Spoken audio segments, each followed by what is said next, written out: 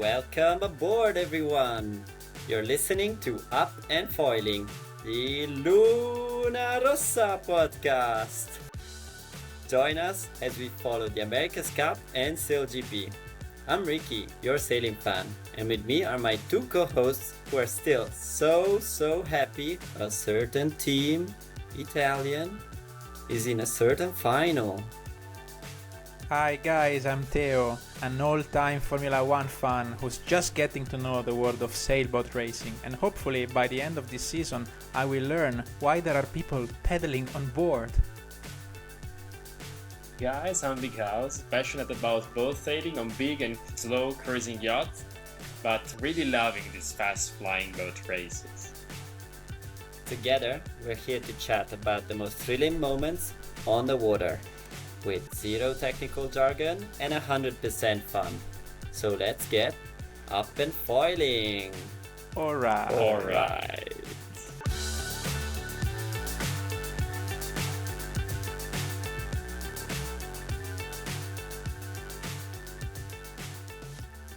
Hi everybody and welcome to another episode of Up and Foiling. After almost a whole week of regattas, we finally know the names of the two finalists of the Challenger Selection Series, Luna Rossa Prada Pirelli and Ineos Britannia.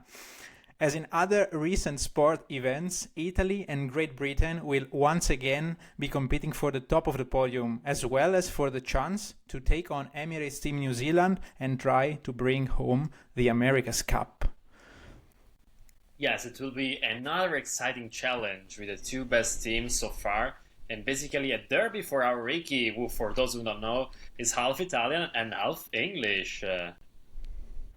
It was actually not that hard to guess, as he's the only one that can hide successfully his Italian accent. Oh, Theo, thank you for noticing my British accent. Yeah, I am half English and half Italian, but I must admit that my heart really runs a little bit faster while watching Luna Rossa. All right, Ricky, then you can continue being part of this podcast, I would say. But let's start. Thank you, guys.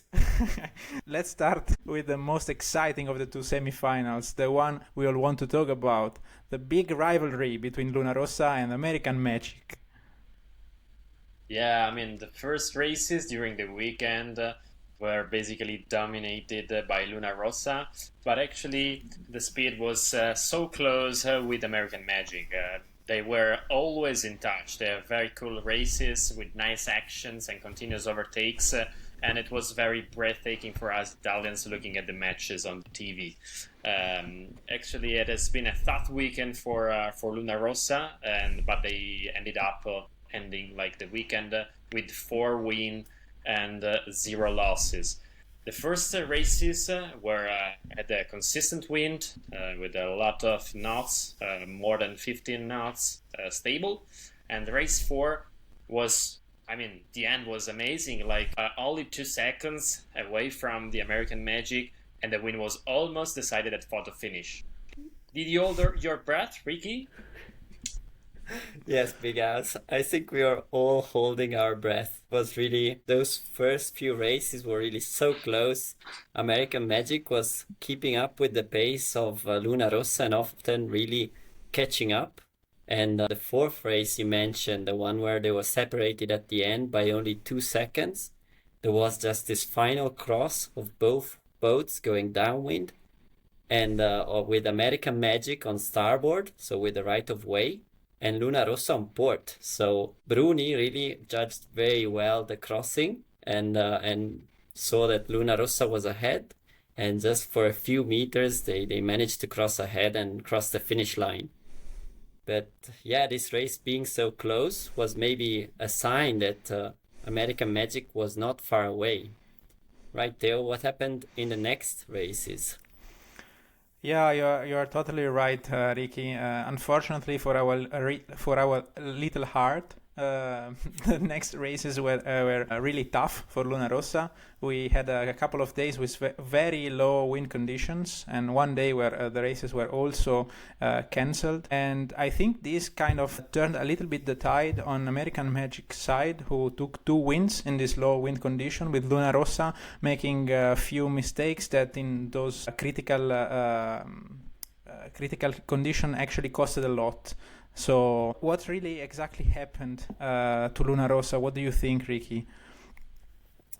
Yeah, those races with light wind were really so tense. The tension was so high. Luna Rossa seemed to make a few mistakes, maybe uncharacteristics. I remember one at like the final gate where they tried to force a penalty on American Magic, and this way falling off the foils. Although probably Luna Rossa didn't have to force these maneuvers because they'd shown they'd been faster. I think upwind, the pace of Luna Rossa was really stronger than American Magic. I think in the end they had the faster boat as well. Also because they kept starting behind. Every single start was with Luna Rossa at the back. Yeah, American Magic really doing a great job at the starts. They more or less won every start. But then Luna Rossa often went to the right side. They had a bit more pace. The tacks, their minimum speed in the tack is really good. And they managed to stay ahead. Yeah. But the tension in these races with a little wind was amazing. So even the commentators went so quiet. They almost started whispering, right? And that's something maybe you do also on your sailing boat. When there's little wind, you really tend to calm everything down, and even communication comes down a bit. It's really like you almost tend to whisper because you don't want to move things too much in the boat. You don't want to make it unstable because you know that a wave can be really costly because it makes you lose a lot of speed. So yeah, in the end, these few races were all about not falling off the foils. And yeah, incredibly, they were often heading upwind or when they need to head downwind, because they didn't want to fall off the foils. So that was also a pretty amazing thing to see, like pretty weird for a regatta. But staying on the foils was so important. What happened next, Bighouse?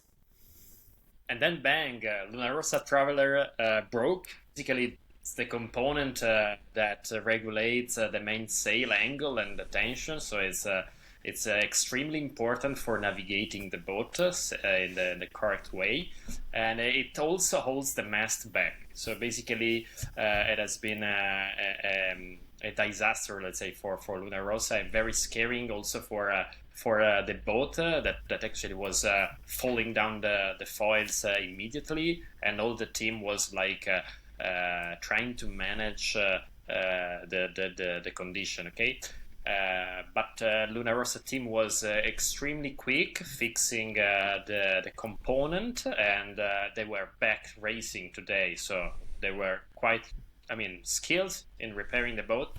But actually, this morning, the score was still like 4-3. So American Magic was able to score like 3 wins against Luna Rossa from the weekend to today, and so it was pretty worrying for our Italian friends. It was very worrying. 4-4, I don't know what would have been the consequence on the morale of the crew. But luckily today, right? Would we have survived 4-4? Definitely. 4-4 would have been a nightmare to follow the next race. But luckily, with I would say normal wind condition today, Luna Rossa was back and won the last regatta of the semi-finals. They were very, very excited at the end, very, very happy. I commented it with you guys that they were screaming as if we would have won the World Cup of soccer. Like I have never seen this excitement before in this America's Cup. So American Magic actually have been a very tough competitor. And in the last couple of days, it really seemed to have found his own balance and managed actually to breathe very closely on the neck of Luna Rossa. But today actually was a different story. We were back in shape. Yeah, as Francesco said at the end, when they finally won their fifth race for Luna Rossa. They said American Magic is just the appetizer, right? So it's the start of knocking out an opponent, and yeah, Ineos is ahead, but we need to give credit to American Magic for the great effort they made. And I know Slingsby, the helm, so the driver, will not be happy at all. Like, he's super competitive. I think he's one of the most competitive sailors around in SailGP. He's ruthless. He's really so competitive. So it's gonna be a tough one for him. And also they had an issue along this campaign with Paul Goodison, so the other helm, that had an accident after a race when he fell through an open hatch, and he broke a few ribs. So a substitute came in as a driver, and this was Luca Calabrese. And he really did a very good job. He learned quickly. However, it wasn't enough in the end. And yeah, American Magic ran out of magic. It's fun fact time. Before we move on to the second semi-final, here's our new segment, Sailing Salt.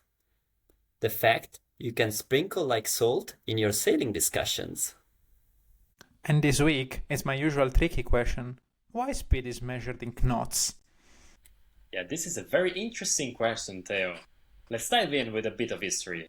The term knot dates back to the 17th century, when sailors measured the speed of their vessels by the use of a device called the common log. This device is nothing but a coil of rope with a uniformly spaced knots attached to a piece of wood shaped like a slice of a pie. Lowering the piece of wood from the back of the ship, it freely floated behind, and the rope was left free to unroll for a specific amount of time. After the time has passed, the line was pulled on board, counting the number of knots between the ship and the piece of wood. And then you understand how the speed of the ship could be said to be the number of knots counted in that amount of time. And on the other hand, we had the semi-final between Ineos and Alinghi. Ineos, as the winner of the round robin, chose their opponent, and they seem to have made the right choice, as Alinghi never seemed to be able to threaten the British.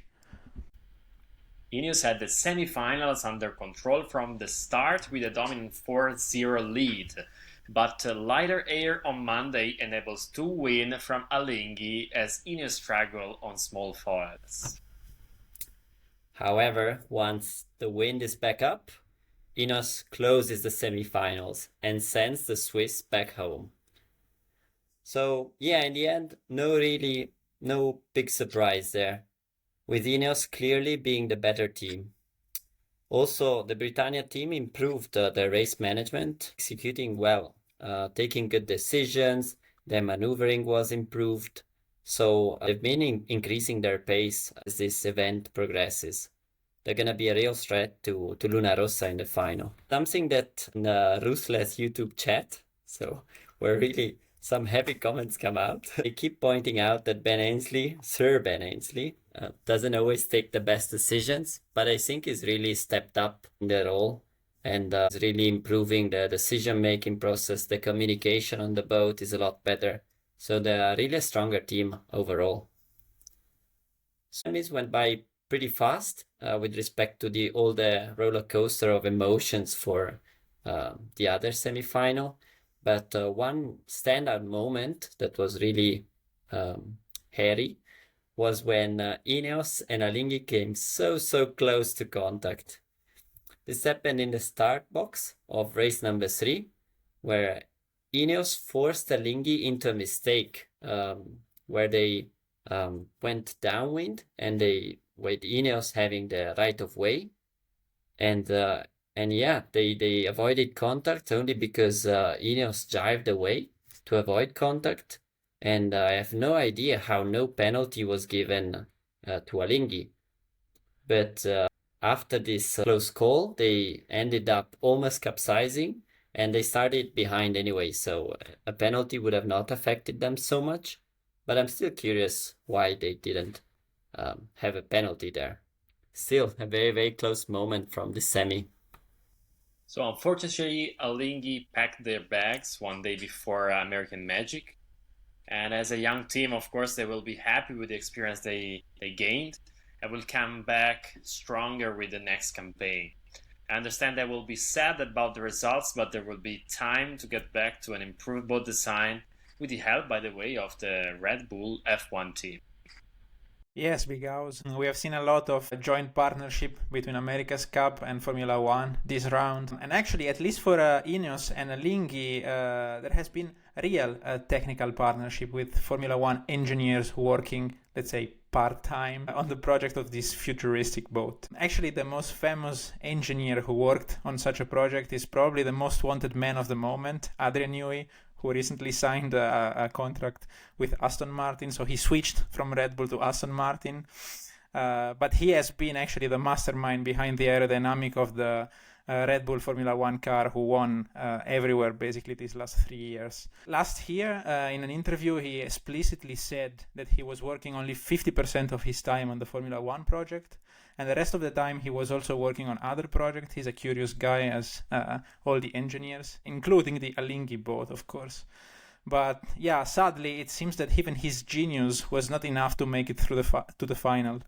Yeah, and talking about partnerships, right? It's really a pity that we don't see the perfect Italian combination of Ferrari and Luna Rossa. That would really be a wonderful partnership to see, but not happening, it looks like. But Pirelli is there. Pirelli is also a commonality between Formula One and the America's Cup, both a sponsor of Luna Rossa and, of course, providing the tires for. Yeah, Ricky, you would not want Ferrari fans to have other burdens to carry other than being a Ferrari fan, you know? It makes us weak enough. Yeah, and probably Luna Rossa being silver, it doesn't work so well with the red Ferrari, right? They would have to make a red Luna Rossa. Yeah, a red Luna Rossa will be so great. And that's a wrap. The semis are done and dusted. Dai cazzo boys of Luna Rossa will face Ineos Britannia in what is setting up to be an amazing final. I cannot wait. I need to recover from this. Who knew that sailboat racing could be so exciting? So join us next time for the Louis Vuitton Cup Final.